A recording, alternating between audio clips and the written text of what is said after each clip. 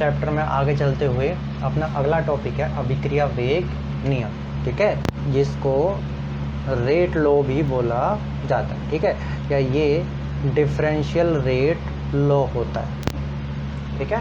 तो ये बहुत ज़्यादा इम्पोर्टेंट है क्योंकि सवाल क्या होता है कि इसमें आने के कम से कम 80 से 90% चांसेस बन जाते हैं। वो क्यों बन जाते हैं, जब इसको पूरा पढ़ेंगे तो उसमें पता चल जाएगा कि किस किस जगह से सवाल बनते हैं, ठीक है।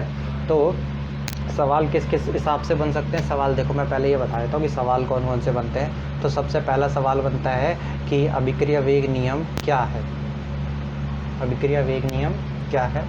दूसरा सवाल क्या बन सकता है, विशिष्ट अभिक्रिया वेग या नियतांक, ठीक है। दूसरा सवाल ये आया हुआ है, नहीं आया हुआ नहीं, अगर तुम्हें पता लगे तो पिछले 5 साल के पेपर उठा के देख सकते हो, तुम्हें पता चल जाएगा कि भाई सवाल कहाँ ये वाले आए हुए हैं या नहीं आए हुए। तीसरा ये है कि वेग नियतांक की इकाई, वेग नियतांक की इकाई, ठीक है। तो इन तीनों में से जो शुरू वाले जो क्वेश्चंस होते हैं ऑब्जेक्टिव टाइप्स, उनमें से ये वाला सवाल मिल जाता है, और बीच वाले जो शॉर्ट आंसर टाइप क्वेश्चंस होते हैं उनमें से ये सवाल मिल जाते हैं, ठीक है। और तीसरा डिफरेंशियल को बोला जाता है अवकलन। हाँ, तो किसी अभिक्रिया का, चौथा वाला अभिक्रिया का अवकल समीकरण लिखो, अवकल वेग समीकरण, ठीक है। तो ये 4 तरीके के क्वेश्चन बनते हैं जो आपके किसी भी एग्ज़ाम में आ सकते हैं, ठीक है। तो अपने पास अभिक्रिया वेग नियम क्या है कि मान लो कोई अभिक्रिया दे रखी है ए से बी, ए से बी, ठीक है।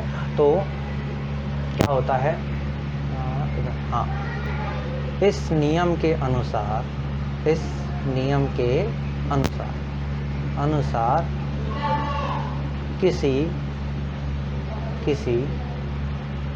रासायनिक अभिक्रिया का, किसी रासायनिक अभिक्रिया का जो अभिक्रिया वेग होता है, जो अभिक्रिया वेग होता है, अभिक्रिया वेग उस रासायनिक अभिक्रिया में, उस रासायनिक अभिक्रिया में अभिकारकों की सांद्रता के क्या होता है, समानुपाती होता है। तो अगर हम अभिक्रिया वेग नियम पढ़ रहे हैं तो अभिक्रिया वेग नियम क्या होता है कि किसी रासायनिक अभिक्रिया का, अभिक्रिया कहाँ गया, इस नियम के अनुसार किसी रासायनिक अभिक्रिया का अभिक्रिया वेग, हाँ, तो हाँ, इस नियम के अनुसार जो रासायनिक अभिक्रिया है उसका अभिक्रिया वेग उस रासायनिक अभिक्रिया में किसकी, केवल अभिकारक, उत्पाद से हमें कोई मतलब नहीं है, अभिकारकों की सांद्रता के क्या होता है, समानुपाती होता है। जैसे माना कोई रासायनिक अभिनय, जैसे मान लो कोई रासायनिक अभिक्रिया ये है, तो उसके लिए क्या होगा, अभिक्रिया देखो नोट्स भी बनाने हैं तो नोट्स में सिस्टमेटिक तरीका होता है, जहाँ चलो ठीक है होता है, अर्थात माना कोई रासायनिक अभिक्रिया इस प्रकार है, नहीं देखो एक मिनट, नोट्स बनाने होते हैं तो नोट्स में दिक्कत नहीं होनी चाहिए। अर्थात जो अभिक्रिया वेग है, जो अभिक्रिया वेग है वो समानुपाती होता है किसके, अभिकारकों की सांद्रता के। और इसमें एक और चीज़ होती है कि अभिकारकों की सांद्रता पे घात लगी होती है n, ठीक है। ये देखो नियम के अनुसार जो अभिक्रिया का जो वेग होता है वो उस रासायनिक अभिक्रिया में जो अभिकारक होंगे उनकी सांद्रता के क्या होता है, समानुपाती होता है, जहाँ n बराबर क्या होता है, उस रासायनिक अभिक्रिया की जहाँ अभिकारकों की सांद्रता पर लगी घात, जब पावर बोलते हैं ना इसको, पावर उस रासायनिक अभिक्रिया की क्या होती है, कोटि कहलाती है। क्या होती है, कोटि कहलाती है। ठीक है, तो अभिक्रिया वेग नियम क्या है कि अभिक्रिया वेग नियम के अनुसार किसी रासायनिक अभिक्रिया का अभिक्रिया वेग उस रासायनिक अभिक्रिया में अभिकारकों की सांद्रता के क्या होता है, समानुपाती होता है। जहाँ सांद्रता पर जो घात n लगी होती है वो अभिक्रिया की कोटि होती है। अर्थात अब इसी के नीचे लिखना होता है कि माना कोई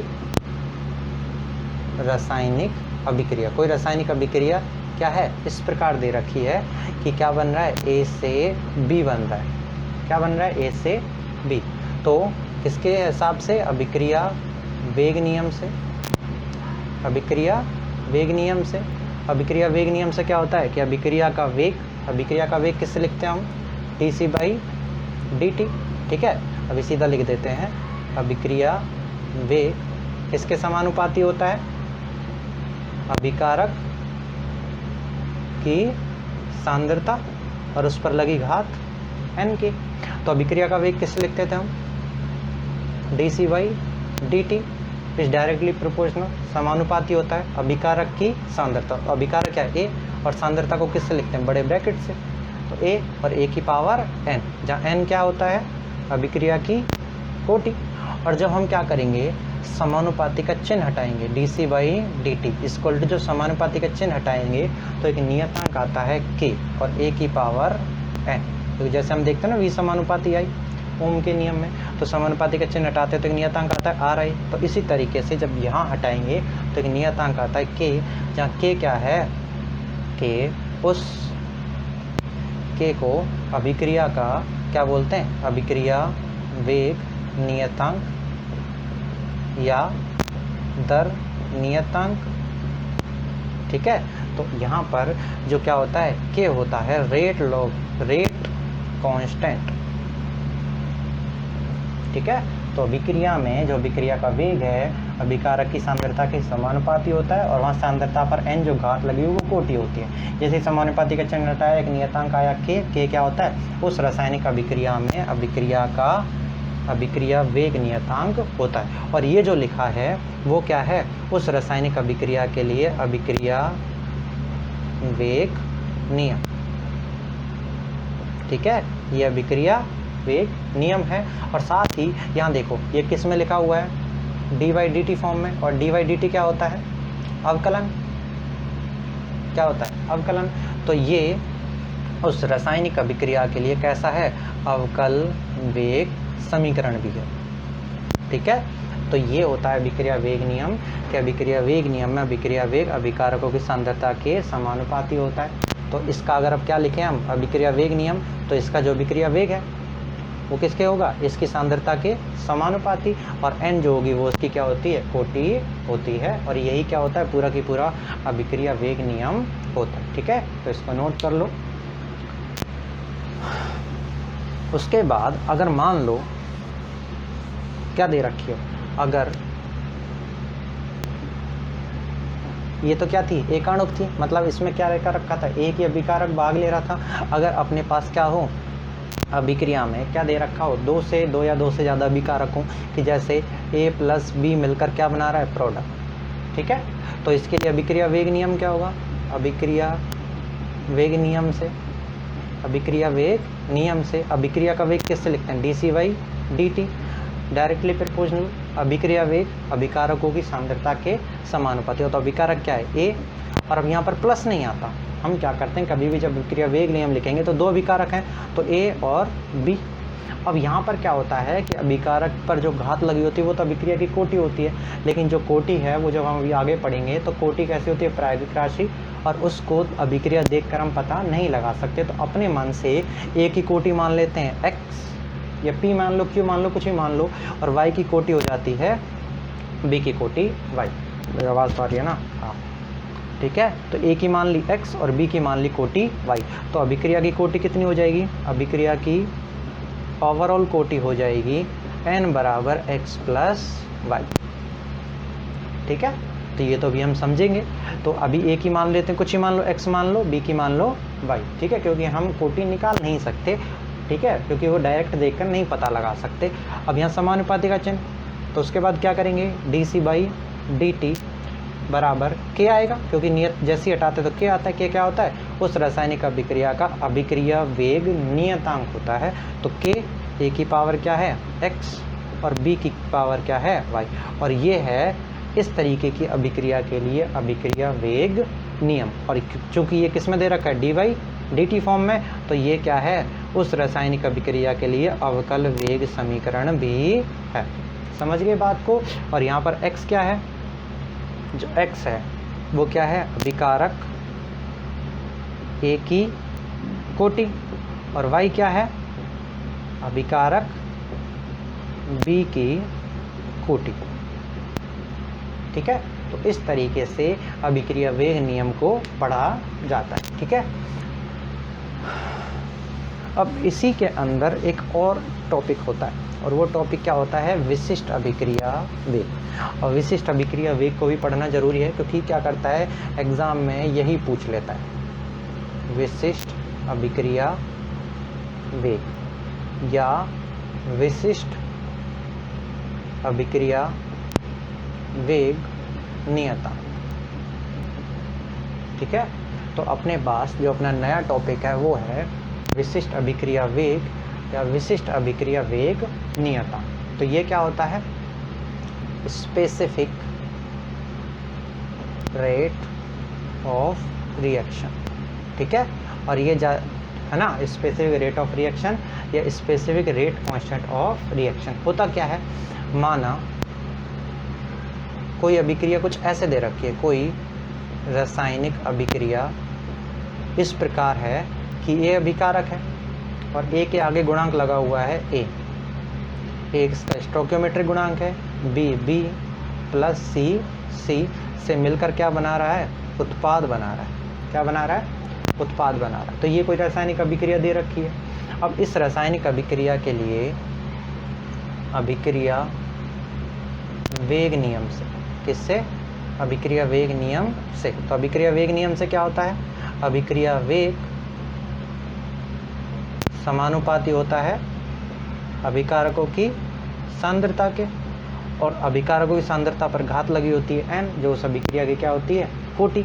तो अभिक्रिया का वेग dCy/dt, और समानुपाती के चिन्ह हटाएंगे तो k, और अभिकारकों की सांद्रता, तो अभिकारक क्या है? a है, और क्या है? b है, और क्या है? c है, और इन पर क्या आएगी? घात भी आएगी। तो n तो ओवरऑल होती है, और हम पर्टिकुलर के लिए अलग अलग होती है। तो a के लिए क्या मान लेंगे? p मान लो, इसके लिए q मान लो, इसके लिए क्या मान लो? r मान लो। ठीक है, तो ओवरऑल n क्या हो जाएगी? p plus q plus r। ठीक है, ये काम आएगा बाद में। अब क्या है कि हमें क्या चाहिए? विशिष्ट अभिक्रिया वेग या विशिष्ट अभिक्रिया वेग नियतांक चाहिए। तो ये तो अभी क्या है? अभिक्रिया वेग नियम से अपने पास अभिक्रिया वेग और अभिकारकों की सांद्रता में संबंध आया। तो अगर क्या हो कंडीशन है ना,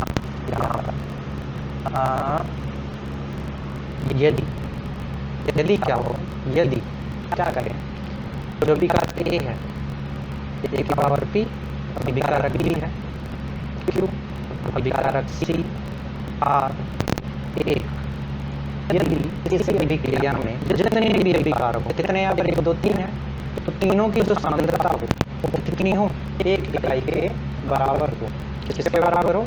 1 इकाई के बराबर। तो क्या हो जाएगा? dCy/dt। ए बी और सी इनकी सांद्रता क्या हो? 1 गुणा 1 गुणा 1। तो यदि इनकी सांद्रता कितनी मान ली जाए? 1 इकाई मान ली जाए, तो क्या होगा?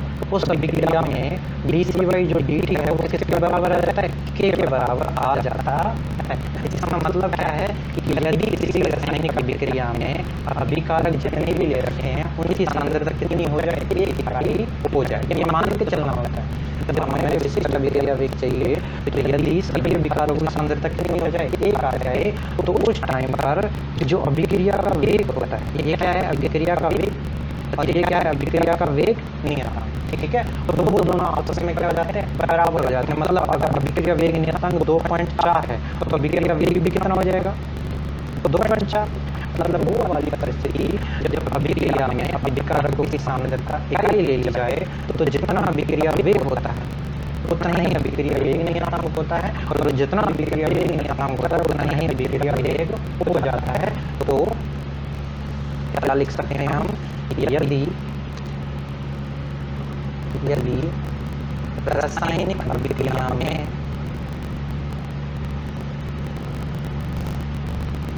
अभिकारकों की अभिकारक में सभी जितने भी होंगे सभी अभिकारकों की सांद्रता कितनी मान ली जाए, 1 इकाई हो तो अभिक्रिया वेग, तो अभिक्रिया वेग कौन सा वाला, dCdt किसके बराबर है, ठीक है। तो जो अभिक्रिया वेग होता है उसको क्या बोल देते हैं, विशिष्ट अभिक्रिया वेग।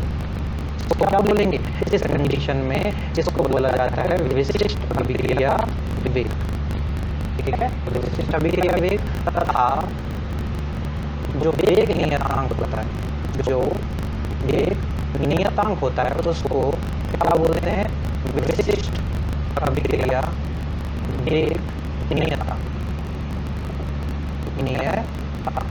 तो जो वेग नियतांक आता है इसको इस कंडीशन में क्या बोलते हैं, विशिष्ट अभिक्रिया वेग नियतांक कहा जाता है। तो अगर आपसे पूछे कि विशिष्ट अभिक्रिया वेग पूछे या विशिष्ट अभिक्रिया वेग नियतांक पूछे तो क्या करना है, इसको कुछ लिखना है कि कोई अभिक्रिया है ऐसे ऐसे, इसका अभिक्रिया वेग नियम ये है, और उसमें क्या करना है, ये वाली स्थिति लगा देनी है कि यदि अभिक्रिया वेग में अभिकारकों की सांद्रता 1 इकाई हो तो जो अभिक्रिया वेग है वो अभिक्रिया वेग नियतांक के बराबर हो जाता है, और उस कंडीशन में जो अभिक्रिया वेग है उसको विशिष्ट अभिक्रिया वेग और जो वेग नियतांक है उसको विशिष्ट अभिक्रिया वेग नियतांक बोलते हैं, ठीक है। और इस तरीके से क्या हो जाता है, ये टॉपिक कंप्लीट हो जाता है। समझ गया बात को, वेरी। अब अपने पास जो अगला टॉपिक है वो कुछ इस तरीके से है कि सवाल यहाँ से बनता है कि जो अभिक्रिया वेग नियतांक है, अभिक्रिया वेग नियतांक तो क्या चाहिए, इकाई। तो हमें अब क्या करना है, अगला टॉपिक है अभिक्रिया वेग नियतांक है, और जो के है अभिक्रिया वेग नियतांक के तो उसकी क्या चाहिए, इकाई चाहिए। तो हमें पता है अभिक्रिया वेग नियम से, अभिक्रिया वेग नियम से, तो अभिक्रिया वेग नियम क्या होता है, dC/dt। जो अभिक्रिया का वेग है वो किसके समानुपाती होता है, अभिकारकों की सांद्रता और उस पर लगी घात n क्या होती है, कोटि। और जब समानुपाती का चिन्ह हटाते हैं तो क्या आता है, k, और हमें इकाई किसकी चाहिए, k की इकाई चाहिए। तो हम क्या करते हैं, अभिक्रिया वेग नियम की परिभाषा से जो निकल के आती है परिभाषा, उसी से k की इकाई हम निकालने वाले होते हैं। तो कैसे निकालेंगे, इधर देखो, dC क्या होता है, सांद्रता में परिवर्तन। ये क्या है, सांद्रता में परिवर्तन। और हमने जब अभिक्रिया वेग की इकाई निकाली थी तब हमने इसको क्या माना था, सांद्रता में परिवर्तन होता है, 5 में से 10 मोल गए तो 5 मोल ही बचेंगे। तो ये क्या है, सांद्रता।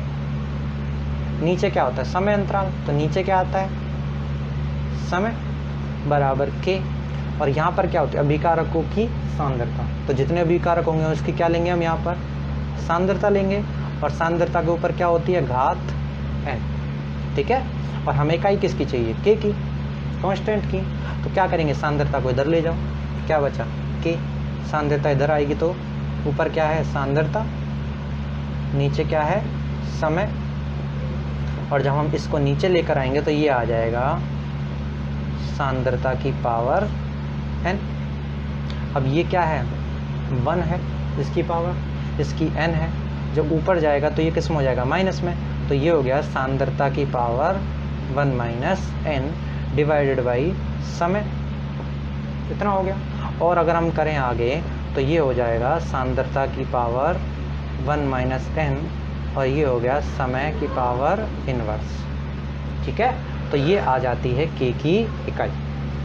तो ये आ गई k बराबर सांद्रता की पावर 1 माइनस n, और ये आ गया समय इनवर्स। तो ऑब्जेक्टिव में अगर ये वाली टर्म दे रखी हो तो ये क्या होती है, अभिक्रिया वेग नियतांक k की इकाई होती है। अब देखो मिलता ये नहीं है, कभी कभार मिल जाए तो कोई कह नहीं सकते। यदि हम क्या करें, अभिक्रिया जब पढ़ते हैं तो इस पूरे चैप्टर के अंदर जो सांद्रता दे रखी होती है वो कौन सी लेते हैं हम, मोलरता। मोलरता मतलब मोल प्रति लीटर, है ना। और समय क्या लेते हैं, समय लेते हैं हम सेकंड में, ठीक है। तो हम क्या करेंगे, मान रख के देख लो, के बराबर क्या हो जाएगा, सांद्रता क्या लें, मोलरता, मतलब मोल प्रति लीटर की पावर 1 माइनस n, और समय क्या लें, सेकंड की पावर इनवर्स, है ना। तो अपने पास जो इकाई है वो इधर आओ, हाँ, तो के बराबर क्या लिख सकते हैं, दिख रहा है ना, हाँ, मोल की पावर 1 माइनस n। अब जब लीटर नीचे है ना, और लीटर को जब ऊपर लेके जाऊंगा तो लीटर क्या हो जाएगा, इनवर्स, और इसकी पूरी पावर कितनी है, 1 माइनस n, ठीक है। और यहाँ पर क्या है, सेकंड इनवर्स, तो ये हो जाएगा मोल की पावर 1 माइनस n, लीटर की पावर, माइनस माइनस अंदर जाएगा तो क्या बचेगा, n माइनस 1, और यहाँ बचा सेकंड इनवर्स, ठीक है। तो ये आ जाती है अभिक्रिया वेग नियतांक k की इकाई, ठीक है। और ये हिंदी में तो बहुत अजीब अजीब सा लगता है, तो हम क्या करते हैं, जो k है वो कितना आ जाएगा, k मोल है, तो मोल, ठीक है, क्योंकि हम इसको स्पेसिफिक नोटिफिकेशन में लिखते हैं, IUPAC में मोल को किससे लिखते हैं, मोल 1 माइनस n, उसके बाद लीटर n माइनस 1, और अगला आ गया सेकंड इनवर्स, ठीक है। ये आ जाती है अभिक्रिया वेग नियतांक की इकाई। चलो, अब जो सवाल बनता है वो यहाँ से अगला सवाल बनेगा, वो कुछ इस तरीके से बनेगा कि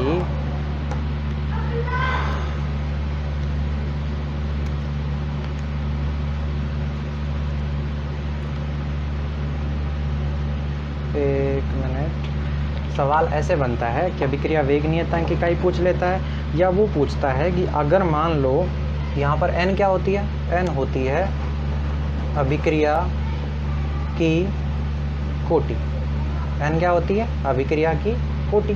तो अब यहाँ से जो सवाल बनता है वो ये बनता है कि शून्य कोटि अभिक्रिया, अगर अभिक्रिया कैसी कोटि की हो, शून्य कोटि की, तो शून्य कोटि अभिक्रिया के लिए क्या करो, वेग नियतांक की इकाई ज्ञात करो। तो मतलब हमें क्या चाहिए, कोई शून्य कोटि अभिक्रिया है और उसके लिए अभिक्रिया वेग नियतांक मतलब k, और k की क्या चाहिए, इकाई चाहिए।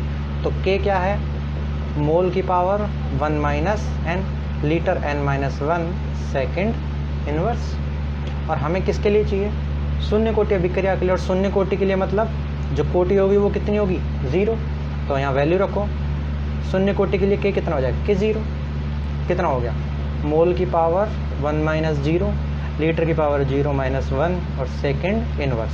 तो शून्य कोटि अभिक्रिया वेग नियतांक की इकाई कितनी आ जाती है, k0 बराबर mole litre inverse second inverse. तो ये आ जाती है अपने पास शून्य कोटि अभिक्रिया वेग नियतांक की इकाई। और ये बहुत बार पूछा जा चुका है कि शून्य कोटि अभिक्रिया में ये जो k0 अभिक्रिया वेग नियतांक है, k0, इसकी इकाई ज्ञात कर। ऐसे ही प्रथम कोटि अभिक्रिया के लिए, प्रथम कोटि बहुत बार पूछा गया, प्रथम कोटि अभिक्रिया वेग नियतांक की इकाई, वेग नियतांक मतलब k1 की इकाई चाहिए। तो k बराबर क्या होता है, mole litre inverse second inverse, नहीं, k होता है मोल 1 minus n, litre n minus 1, second inverse. और हमें किसके लिए चाहिए, प्रथम कोटि। प्रथम कोटि मतलब कोटि का मान कितना हो, n का मान जब क्या हो, 1। तो k1 की इकाई चाहिए, तो n बराबर 1 रखो, मोल 1 माइनस 1, लीटर 1 माइनस 1, और सेकंड इनवर्स। तो ये आ जाता है मोल की पावर 0, लीटर की पावर 0, सेकंड इनवर्स।